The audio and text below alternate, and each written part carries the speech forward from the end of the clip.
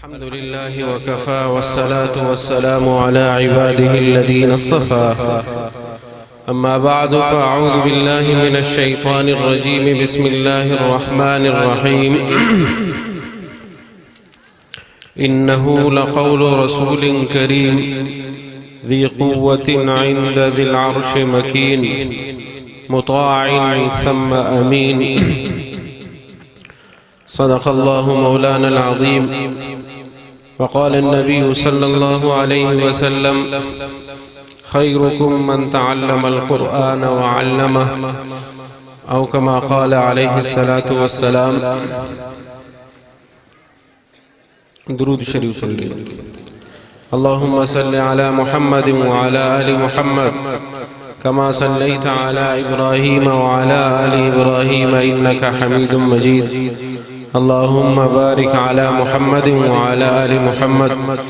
كما باركت على إبراهيم وعلى آل إبراهيم إنك حميد مجيد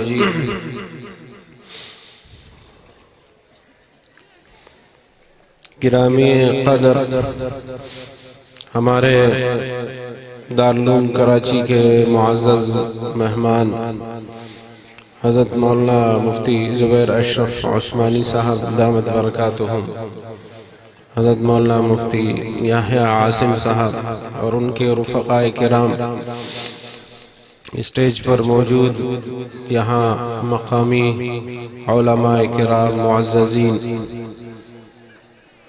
دارالعلوم بھاگناڑی کے منتظمین، حضرت مولانا مفتی کفایت اللہ صاحب، حضرت مولانا قاضی محمد انور صاحب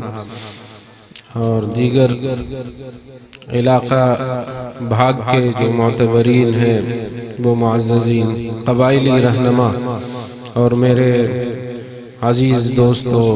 طلبہ ساتھیوں، السلام علیکم ورحمۃ اللہ وبرکاتہ۔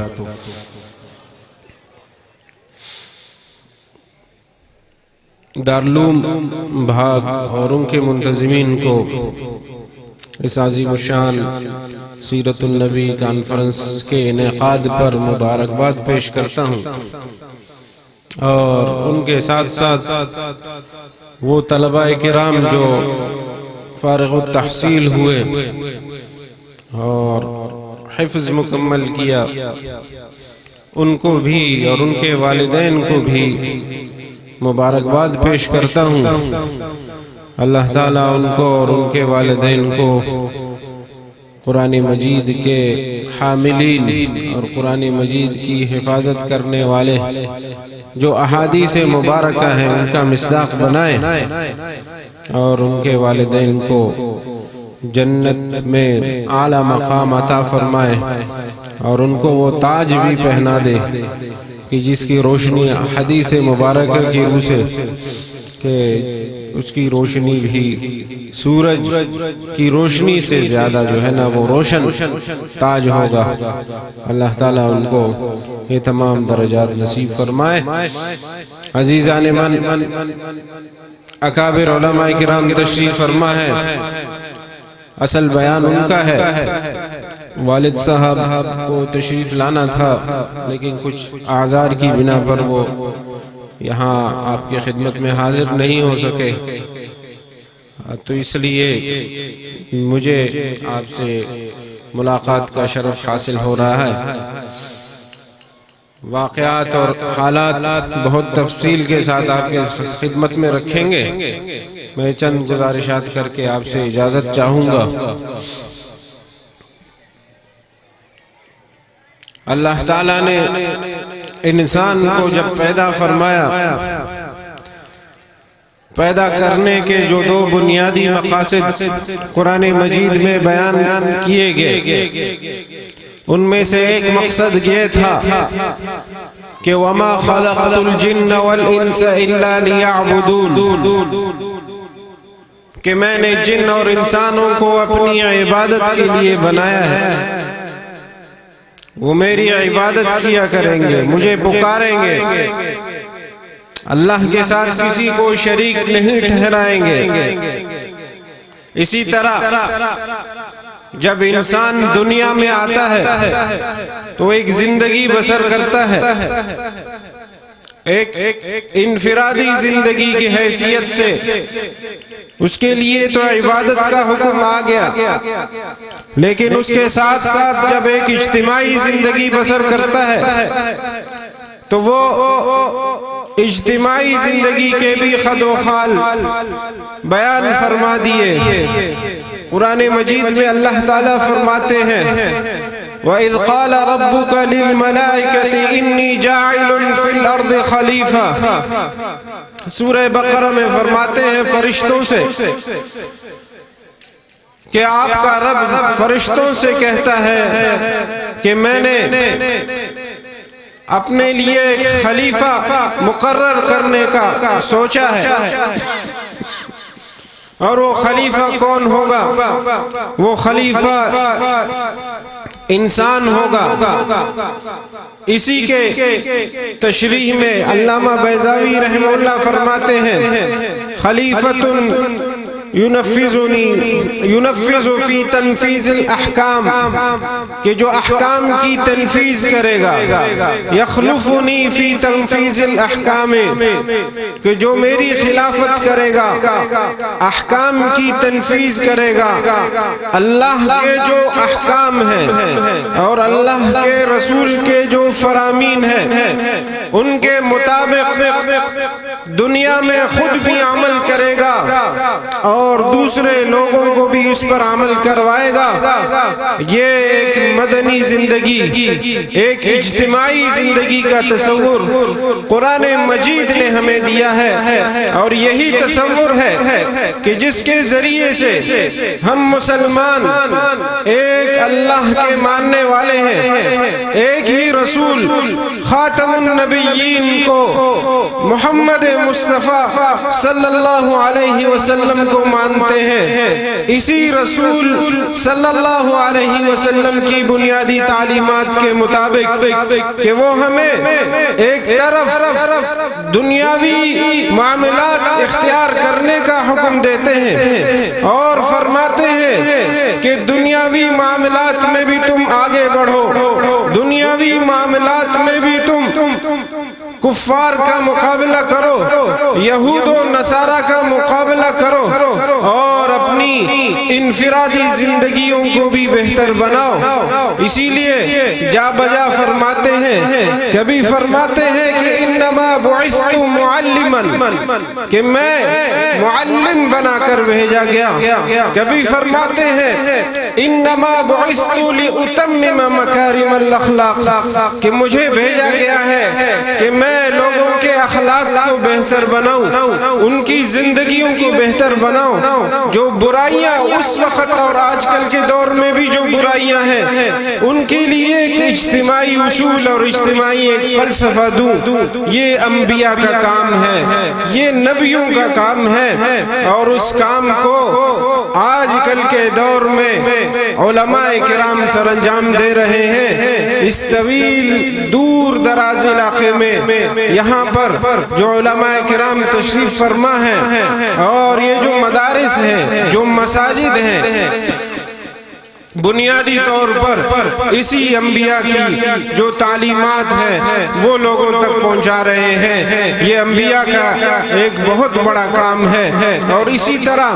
خلافت کے میدان میں، حکومت کے میدان میں، سیاست کے میدان میں بھی الحمدللہ علماء کرام کی موجودگی ہے، جمعیت علماء اسلام کی موجودگی ہے، جو پاکستان جیسے ملک میں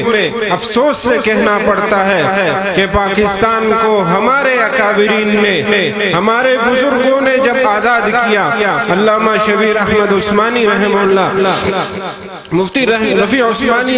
رحمہ اللہ فرماتے ہیں کہ ہم دیوبند کی گلیوں میں جب گھومتے تھے تو پاکستانی پرچم ہمارے ہاتھ میں ہوتا تھا، ہم یہ تصور کرتے تھے کہ ہم ایک ایسی جگہ میں ہوں گے جہاں پر اللہ اور اللہ کے رسول کے قوانین ہوں گے۔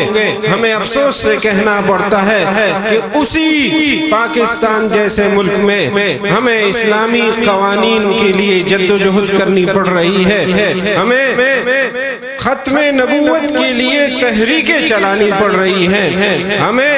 اسی پاکستان میں ختم نبوت کے نام پر اپنی جانوں کا نذرانہ دینا پڑ رہا ہے. لیکن یہ کام بھی ہمارے اکابر، ہمارے علماء کرام، اکابرین دیوبند اور جمعیت علماء اسلام کے علماء کرام نہیں بولے. اپنے زمانوں میں جب بھی کوئی فتنہ اٹھا کہ جس کی قیادت قادیانی کر رہے تھے، جس کی سربراہی یہودی کر رہے تھے، جس کو فنڈنگ عیسائی کر رہے تھے، اکابر علماء کرام نے ان کو دندان شکن جواب دیا. ہمارے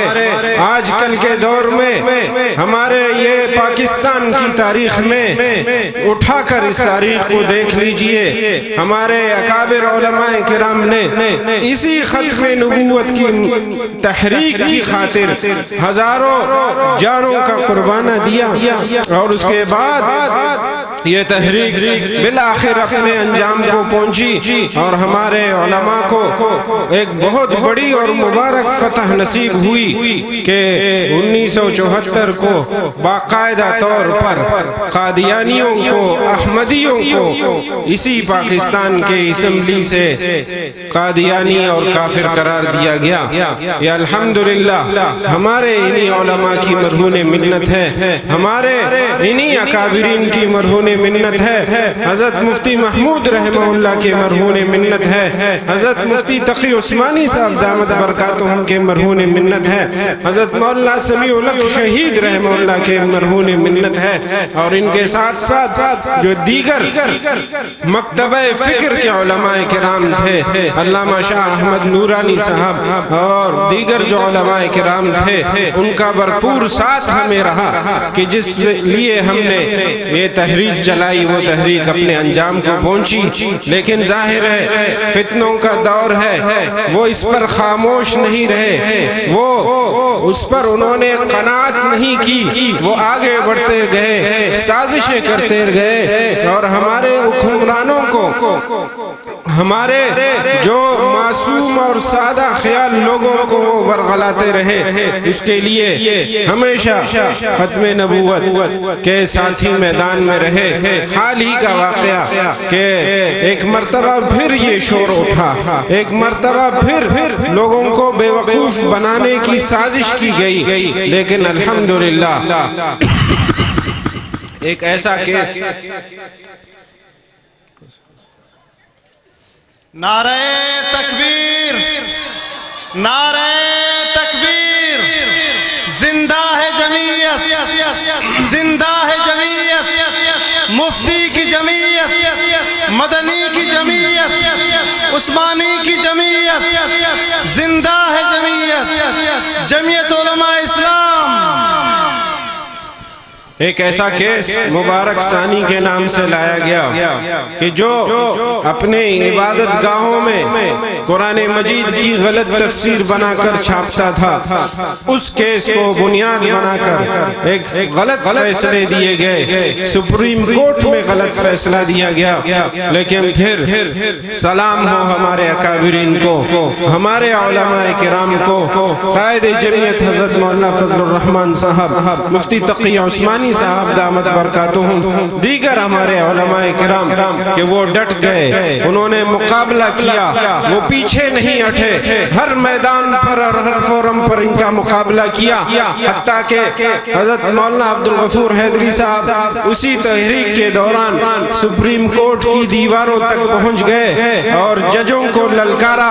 کہ یہ تمہارے باپ کا ملک نہیں، یہ اسلامیان پاکستان کا ملک ہے. یہاں پر اگر کوئی قانون چلے گا تو وہ اسلام کا قانون چلے گا، یہاں پر کوئی نظام چلے گا تو وہ قرآن کا نظام چلے گا. تمہیں یہ فیصلہ واپس لینا ہوگا. بالآخر تمام لوگ، تمام جج حضرات، تاریخ میں پاکستان کی تاریخ میں کبھی ایسا نہیں ہوا کہ سپریم کورٹ کے ایک سب سے بڑے جج نے اپنے فیصلے کو واپس لیا ہو، لیکن ہمارے اکابرین کی محنت سے سپریم کورٹ کے تمام ججوں نے، مولانا فضل الرحمان صاحب خود پیش ہوئے تاریخ میں پہلی دفعہ، اور سپریم کورٹ کے جج بالآخر مجبور ہوئے، گھٹنے ٹھیک دیے انہوں نے، اور اپنے اس فیصلے کو انہوں نے واپس لے لیا۔ نعرہ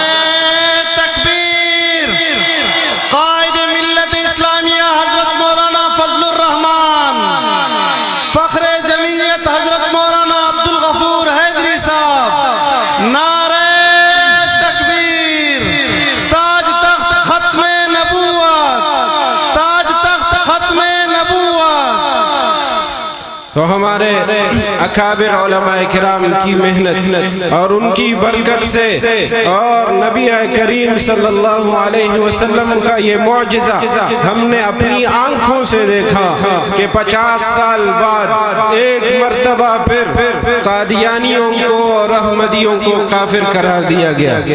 یہ الحمدللہ اکابر علماء کرام کی محنت ہے، اکابر علماء کرام کا کردار ہے، اکابر علماء کرام کی جد و جہد ہے۔ ان چٹائیوں پر بیٹھے یہ معصوم طلبہ، ان میں سے کل کو کئی مولانا فضل الرحمان بنیں گے، ان میں سے کئی لوگ مفتی تقی عثمانی صاحب کے نقش قدم پر چلیں گے، ان میں سے کئی لوگ مفتی رفیع عثمانی صاحب کے نقش قدم پر چلیں گے، ہمارے اکابرین کے نقش قدم پر چلیں گے۔ یہ انہی مدارس کی بدولت ہے۔ میرے دوستو،